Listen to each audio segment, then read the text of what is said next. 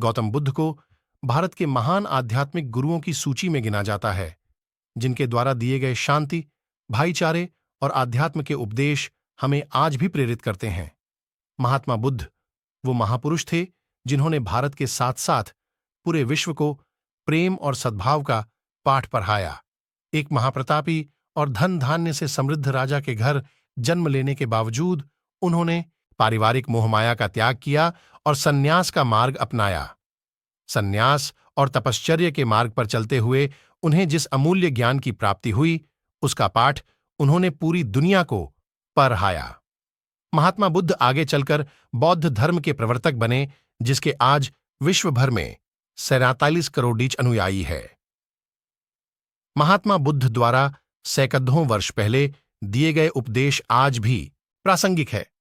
तो आइए आज पढ़ते हैं महात्मा बुद्ध के जीवन से जुद्धी एक बद्दी ही प्रेरक और दिलचस्प कहानी, जिसमें उन्होंने बताया है कि आदमी की तुलना कैसे करें। एक बार एक आदमी महात्मा बुद्ध के पास पहुंचा।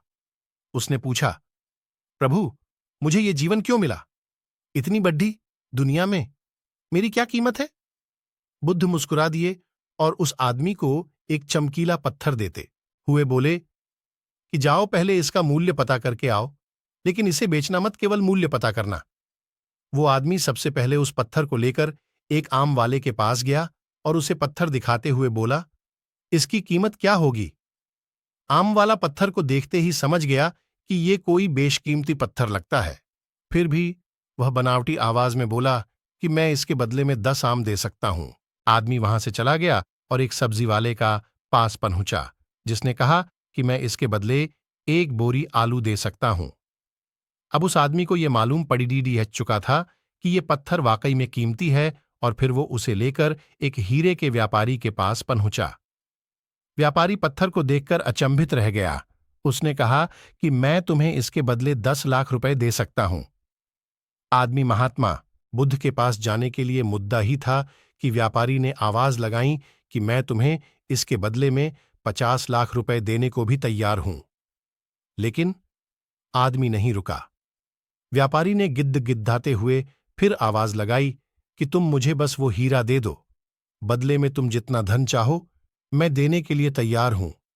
आदमी नहीं माना और महात्मा बुद्ध के पास लौट गया और उन्हें पत्थर वापस करते हुए पूरा वृत्तांत कह सुनाया।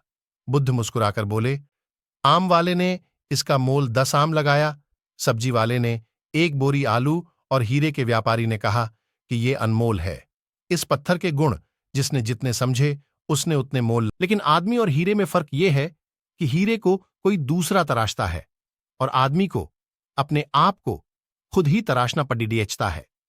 तुम भी अपने भीतर के गुणों को तराशो, तुम्हें पहचानने वाला भी कोई न कोई मिल ही जाएगा। महात्मा बुद्ध की इस प्रेरक कहानी से हमें यह सीख मिलती है कि इंसान को उसके गुणों के आधार पर महत्व दिया जाता है।